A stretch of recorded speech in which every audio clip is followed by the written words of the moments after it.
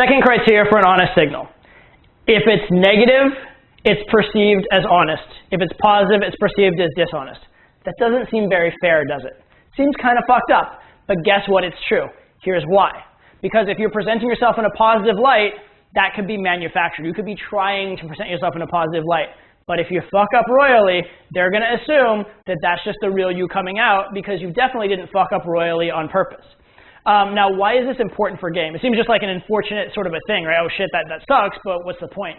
Okay, well, the reason that's important is that it means that in game, a lot of times, what's going to help you succeed isn't so much that you did a lot of things amazingly well, it's that you didn't fuck anything up. Because think of it this way, if you do 10 things really, really well, and then you do one thing wrong that's an honest signal that like you're fucked up or that you don't have a particular attractive characteristic or something, that one thing is going to be perceived as the honest bit of information and all that. It's going to ruin the 10 things you did well.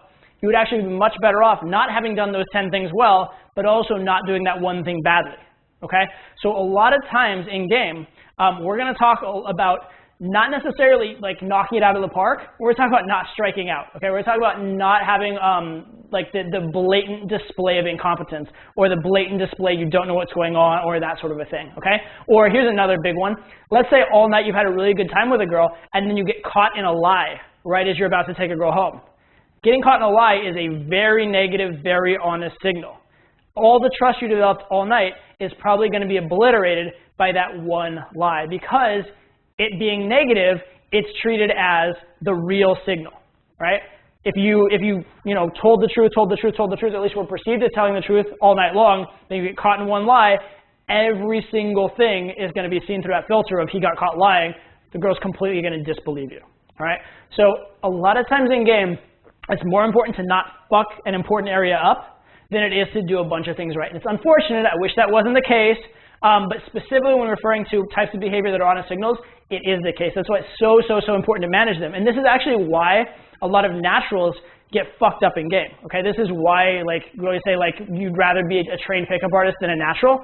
The reason for that is a lot of times naturals will do a lot of things really, really well because they're, they are naturally attractive.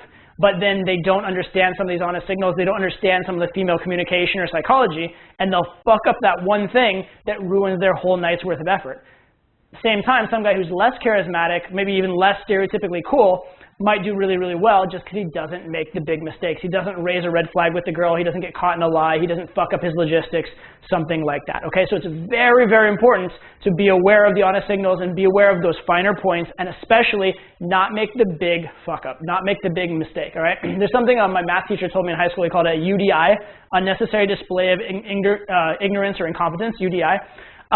Basically, you want to avoid that. You want to avoid the unnecessary display of incompetence in games. So there's a point where things are going well and you could take a big risk or not. Usually you don't want to take that big risk. You want to just keep things going smoothly and not have that one little thing that fucks up the whole